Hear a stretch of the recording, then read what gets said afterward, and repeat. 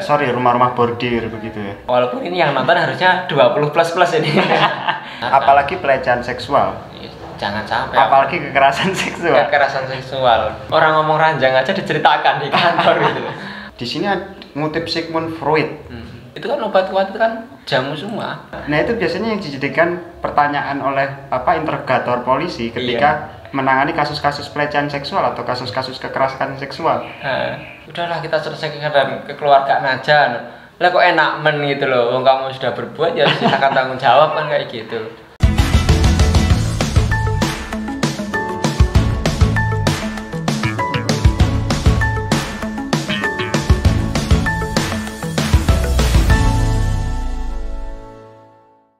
Selamat pagi teman-teman, selamat datang di Buka Buku. Buka Buku adalah salah satu konten dari perisai-pena.id yang mana konten ini bertujuan untuk mengajak para penikmat buku, pembaca buku, atau mungkin para pemburu buku di luar sana untuk mengetahui bagaimana proses perkenalan para pembaca buku kita, para pembaca buku di seluruh tanah air, untuk menikmati proses-proses membaca, yang mana membaca itu tidak sangat susah ya, sangat sulit sekali dan membutuhkan waktu yang sangat panjang sekali. Maka kita di konten ini mengapresiasi betul kepada para pembaca-pembaca buku di luar sana untuk bagaimana menceritakan, mengisahkan pengalaman-pengalaman membaca buku yang menurut para pembaca ini sangat asik untuk diceritakan kepada para penonton dan pemirsa di luar sana. Teman-teman semuanya, hari ini kita mengundang salah satu talent atau pembicara, pemateri atau pembaca buku. Beliau adalah guru Sekolah Dasar Islam Terpadu Al-Kausar Program Khusus Kartosuro. Iya. Betul ya Pak Abdul ya? Enggak. Yang betul apa? Enggak pakai program. Oh, tidak pakai program SDIT khusus. Muhammadiyah Al-Kausar. Oke, SDIT Al-Kausar. SDIT Muhammadiyah Al-Kausar. SDIT Muhammadiyah Al-Kausar Gumpang, Kartasura. Beliau adalah Pak Muhammad Abdurrahman, guru kelas 4. Hari ini beliau akan membedah buku apa Pak Abdur? Ini dari privat ke publik. Jadi ini kehidupan seksual di Jawa awal abad 20 ini Pak Yoga. Bisa di... Iya, ini bukunya. Bagi yang belum baca, silahkan ikuti video ini sampai selesai. Dari privat ke publik. Penulisnya siapa Pak? Ini Gayung Kusuma. Gayung Kusuma. Gayung Kusuma itu siapa Pak? Ini adalah penulis orang Temanggung ini. Temanggung. Iya, jadi memang banyak menulis atau meneliti tentang Jawa itu, terutama kehidupan awal abad 20 di Jawa. Salah satunya ini dari privat ke publik ini.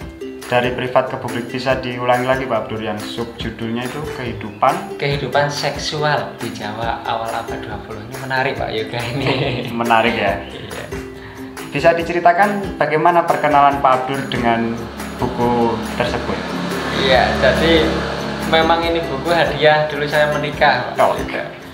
Hadiah menikah, dapat hadiah buku, saya pikir sesuatu yang istimewa.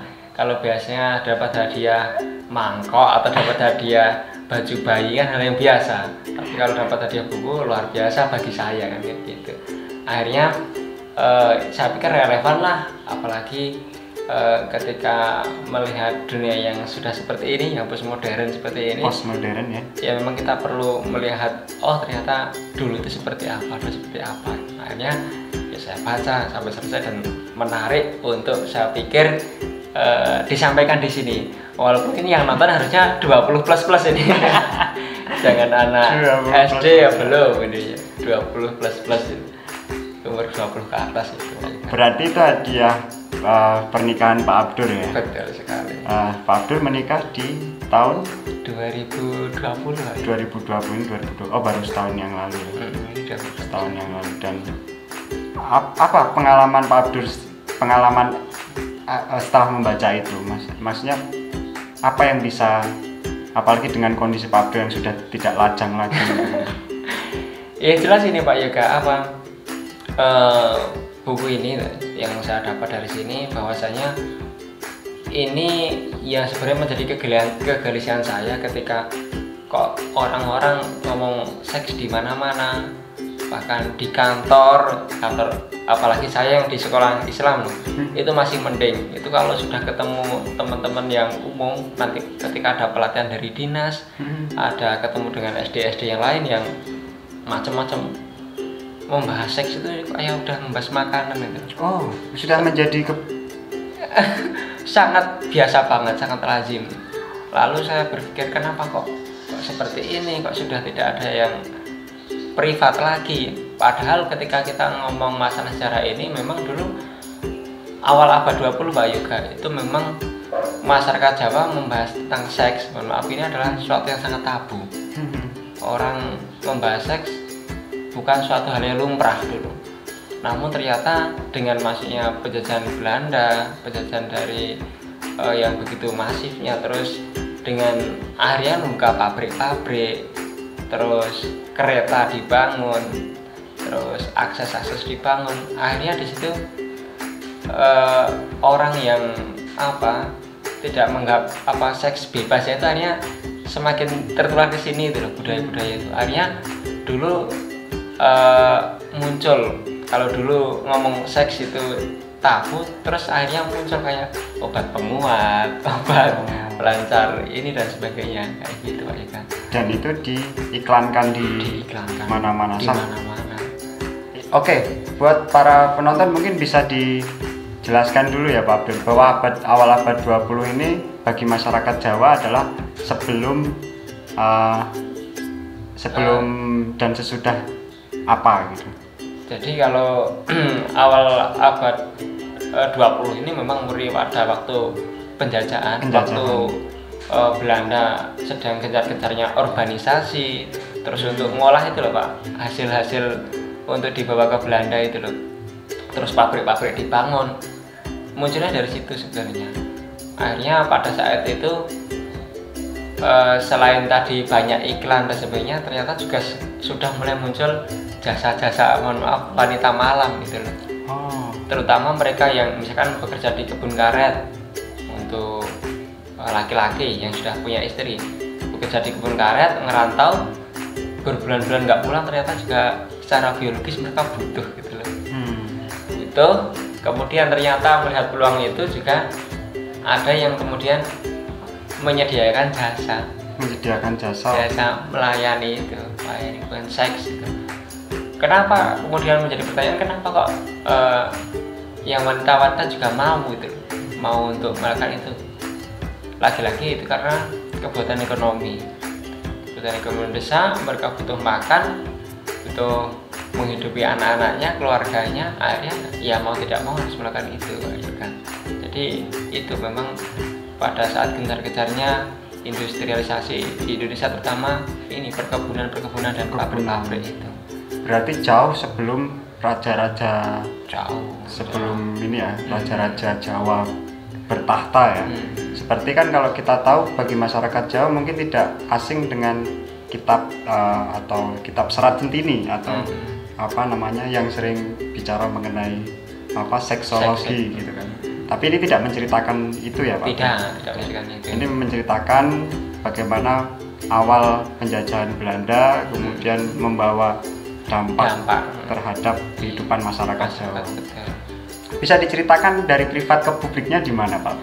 Lebih spesifik lagi, biar para penonton itu tahu. Jadi ini intinya adalah di sini bahwasanya di dalam buku ini Pak Yoga, ulasannya adalah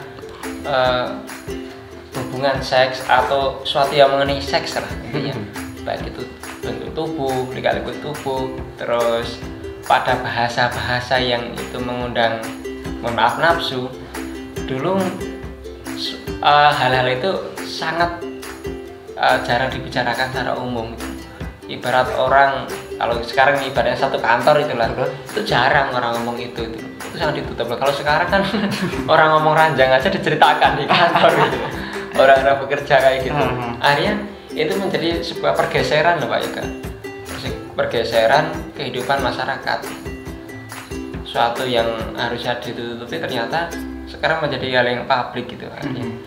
Ya sama seperti sekarang kan juga banyak vlog-vlog, banyak apa, kalau dulu rumah itu menjadi suatu yang privat, sekarang kan rumah apa, ada gerbek rumah, ada apa, orang bisa masuk sampai pada kamar-kamarnya bentuknya kayak apa, orang pengen kamar mandinya kayak apa dikasih tahu, maksudnya seperti itu kalau kita tonton kan Pak Yoga.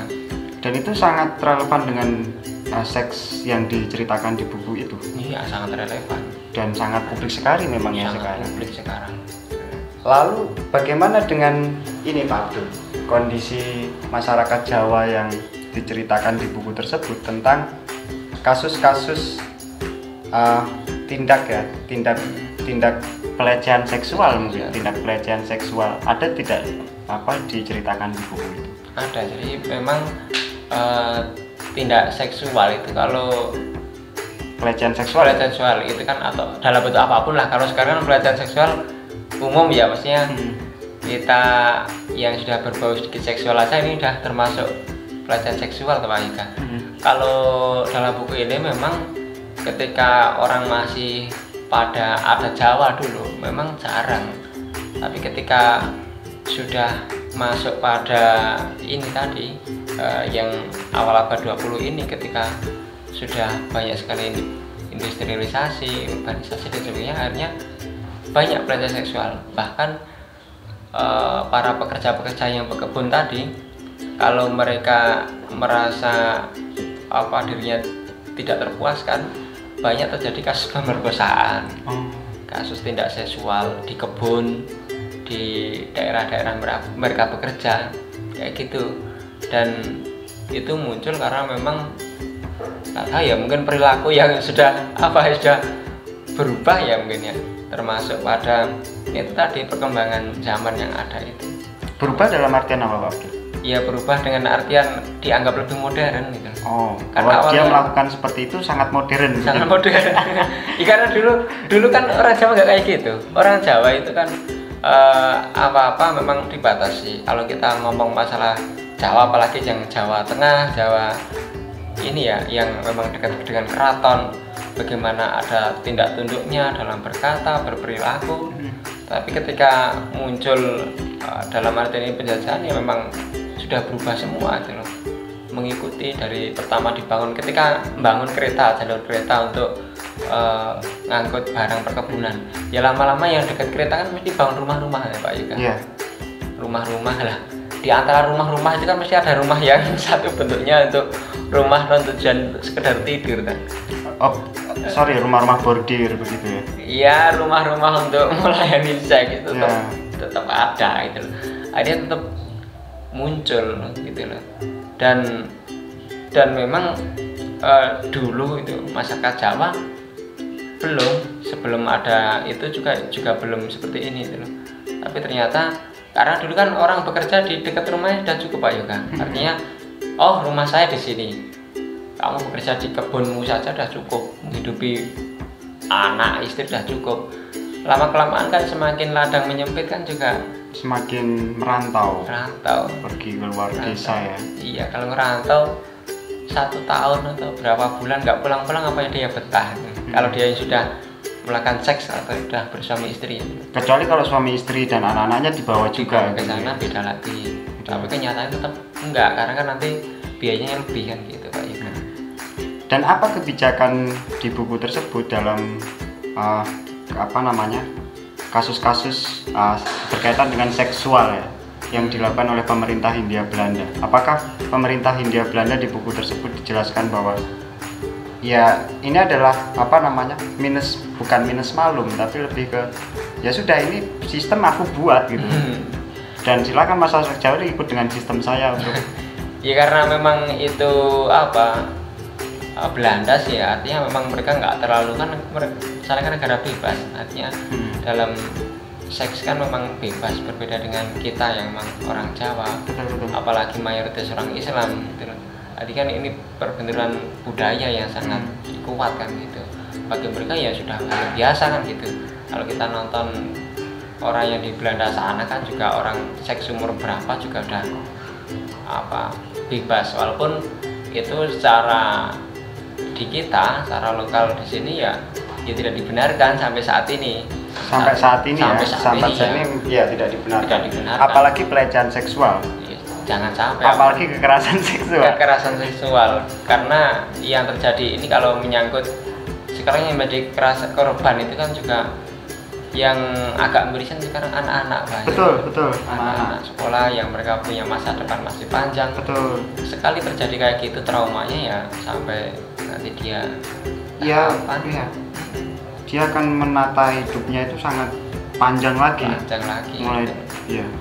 Dan itu miris mengingat itu, dan sayangnya hal-hal kayak gitu memang orang masih nutupi ketika terjadi kekerasan seksual kepada pelakunya, padahal itu harusnya ya memang ketika sudah seperti itu ya harus ada tindakannya tegas agar tidak terulang terus menerus itu Pak.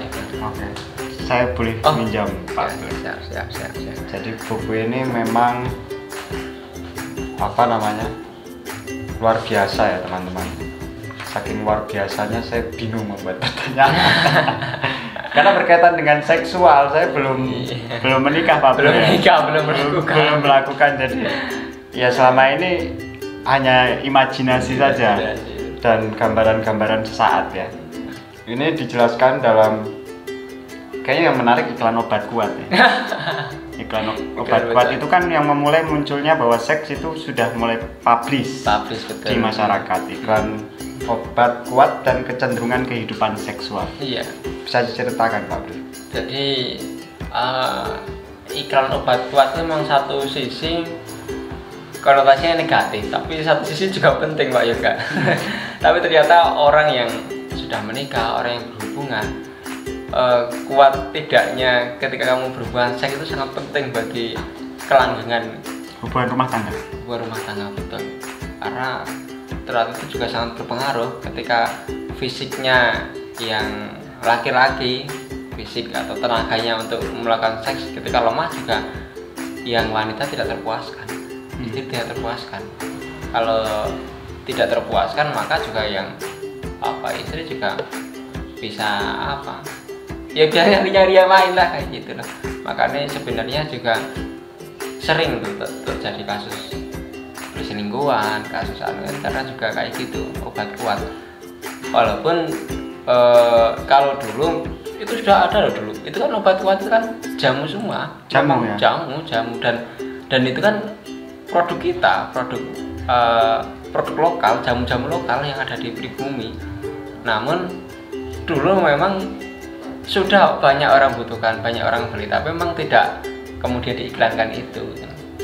Lalu pada akhirnya dengan modernitas itu atau dengan arus budaya yang ada, akhirnya muncul itu obat-obat yang kemudian dipasang-pasang di jalan, di lampu merah gitu, di surat kabar gitu ada. Tapi kalau di televisi, kalau di era sekarang sepertinya jarang ya, kecuali kondom ya mungkin atau karena basisnya Pak Yoga. Kalau di TV itu kan ada KPI-nya, ada batasannya termasuk pada anak-anak gitu. Kalau iklankan di situ ya memang untuk dewasa, artinya mangsa pasarnya itu Pak Yoga tuh. Dan ngomong masa ini kan juga nanti ada mangsa pasar yang nonton video ini kan layaknya yang dewasa gitu. Ya minimal mahasiswa lah, atau mungkin anak SMA sudah mulai belajar. Kalau anak SD ya belum cocok, artinya kayak gitu emang ada tempatnya gitu. Oke. Di sini ngutip Sigmund Freud. Saya ini buku sejarah ya Pak Abdul ya? Iya, ini penelitian sejarah ya. Tapi di sini ada Sigmund Freud. Menurut Sigmund Freud, keterbatasan manusia dalam hal kebutuhan biologis sebanding dengan asumsi mencari makan atau rasa lapar. Wah, sama Pak. Karena sekarang itu ibarat makan, terus hubungan seks itu ya sama-sama butuhnya. Dan itu saya kira nggak masalah kayak gitu. Yang masalah itu kan itu yang privat dibawa ke publik. Ya, itu aslinya itu aja sebenarnya. Nah, Pak Abdul sendiri kira-kira sepakat nggak dengan kasus-kasus seperti kasus salah satu selebritis kita, artis kita yang tidak tidak puas dalam hubungan rumah tangga ya. Kita tidak tahu itu hubungan itu adalah hubungan seksual atau bukan gitu kan. Kemudian mengalami perceraian dan lain sebagainya. Itu bagian daripada dari privat ke publik itu atau bukan? Ya bagian Pak Yuka. Artinya ketika terjadi seperti itu kadang kalau katakan yang sekarang yang cewek-cewek yang wanita-wanita kan banyak yang dia workout olahraga dengan keras. Semakin kamu banyak olahraga, semakin kamu fit, itu kan sebenarnya semakin kuat. Seorang kan semakin kuat secara fisik, secara tenaga ketika berhubungan seks. Ketika pasangan tidak bisa mengimbangi, ya jomplang. Maka dalam seksnya tidak terpuaskan kayak gitu. Tidak terpuaskan. Ketika orang tidak terpuaskan, nyari yang bisa memuaskan gitu. Dan itu sangat sebanding dengan dia ketika dia mengeluarkan mengeluarkan tenaga ketika berhubungan seksual. Oke teman-teman semua yang ada di luar sana, jadi karena pembicaraan kita mengenai seks, kasus-kasus kekerasan seksual yang terjadi akhir-akhir ini di media televisi, media elektronik atau surat kabar itu semakin marak. Terlebih juga kita ketahui rancangan undang-undang penghapusan kekerasan seksual yang ada di DPR itu kan beberapa pasal juga dihilangkan. Kira-kira ada hubungannya nggak dengan buku ini menurut Pak Abdul? Ada sih Pak Yoga. Ya itu tadi hubungannya adalah sifatnya dari privat ke publik tadi loh Pak Yoga. Seharusnya kan kayak gitu kan, kalau ngomong masalah privat kan dilindungi seharusnya orang kejadian seksual gitu atau kekerasan seksual. Tapi dengan tidak adanya undang-undang yang melindungi atau yang berpotensi jadi korban kan kebanyakan adalah wanita. Betul. Apalagi sekarang kan wanita usia anak-anak sekolah. Betul. Itu kan kasihan, artinya mereka punya masa depan yang panjang. Ketika terjadi suatu peristiwa seperti itu ya traumanya bisa sampai tua gitu loh Pak Yoga. Dan itu kan sangat bahaya kalau nggak dilindungi secara undang-undang gitu loh. Yang bisa melindungi adalah undang-undang gitu. Kalau nggak ada ya seks dianggap satu yang biasa. Pada akhirnya hal-hal yang berbau seks yang tadi dianggap kekerasan bukan menjadi sesuatu yang kekerasan lagi, itu kan bahaya Pak Yoga. Bahaya ya. Nanti bisa dianggap biasa, padahal pada dasarnya kalau ngomong masalah seks itu kan kalau mau sama mau, suka sama suka, atau sah sama sah itu loh. Kalau yang satu suka itu biasanya yang dijadikan pertanyaan oleh interrogator polisi ketika menangani kasus-kasus pelecehan seksual atau kasus-kasus kekerasan seksual. Kamu merasa suka tidak kayak gitu? Iya. Artinya kan itu sebenarnya tidak perlu ya untuk ditanyakan ke para pelaku para korban ya. Karena itu justru malah menyakitkan. Ya menyakitkan, jelas-jelas dia nggak mau dia korban gitu loh. Artinya mau tidak mau kan dipaksa seperti itu. Saya juga pernah ada pengalaman itu, bahkan suami istri dulu. Ketika dia juga menyampaikan banyak ke saya, terjadi keretakan rumah tangga itu loh, karena juga yang laki-laki yang suami itu memang suka maniak seks gitu loh, nyoba kesana kemari, dan dia selaku istri tahu itu. Tapi ketika si suami pulang dari kerja, ngerantau juga, persis cerita dengan itu, persis dengan buku ini. Ngerantau juga, ketika pulang datang ke dia langsung punya langsung seks, langsung mau dia lagi, bahkan menstruasi pun dia tendang. Itu kan bagi istri kan sakit itu secara fisik loh. Orang menstruasi aja secara personal pada saat menstruasi sudah sakit, apalagi ketika harus mulai seperti itu. Nah artinya kan itu juga sebuah tidak kekerasan yang harus dilindungi secara undang-undang gitu loh. Walaupun itu suami istri tetap nggak boleh Pak. Iya betul. Jadi saya menarik garis merahnya di sini Pak Abdul. Ketika pandangan masyarakat Jawa tentang seks itu adalah privat, itu sangat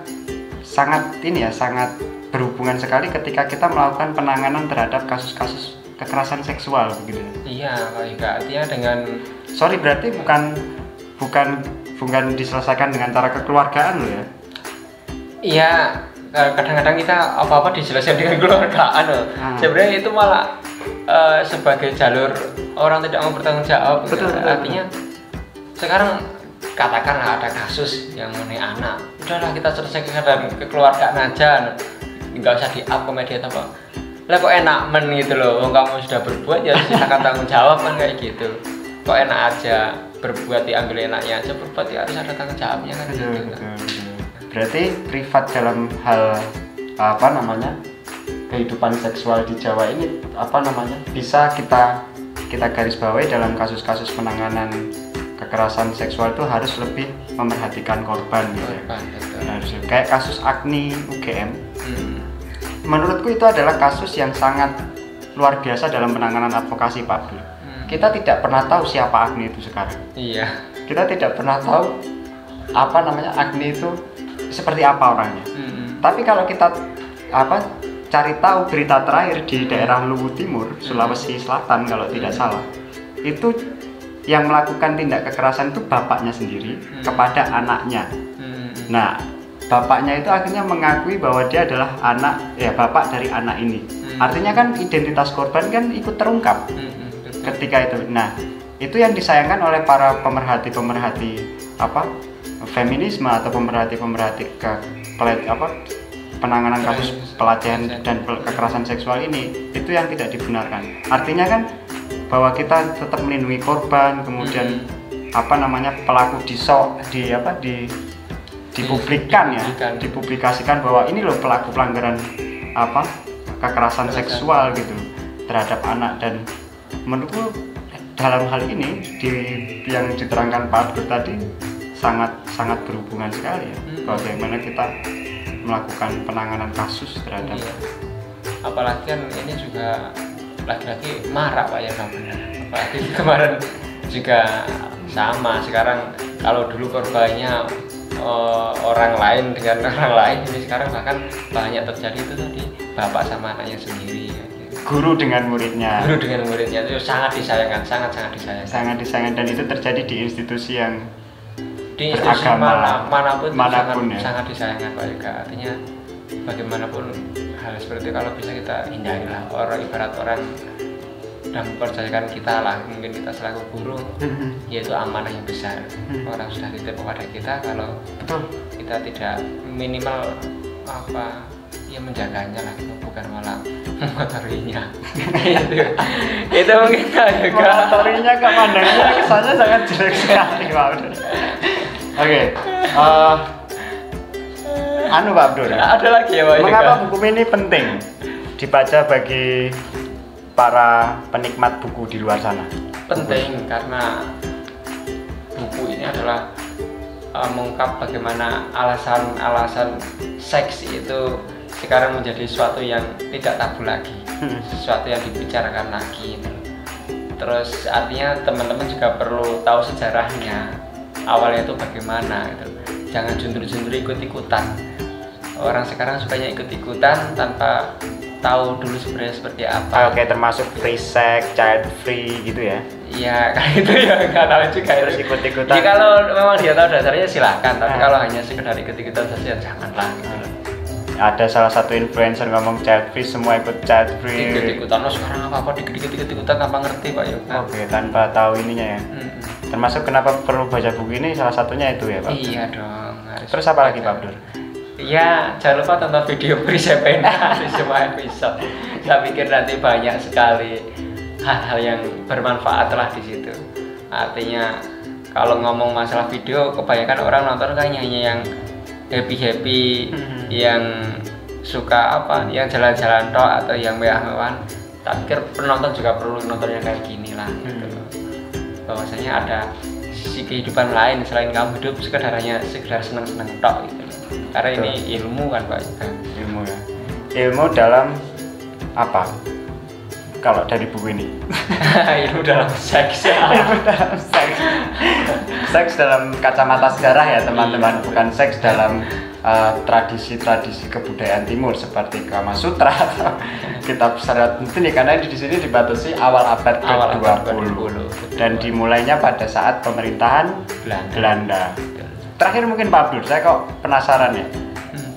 Menurut Pak Abdur lebih kejam mana dalam konteks kehidupan seksual di Jawa pada saat penjajahan Belanda atau pendudukan Jepang?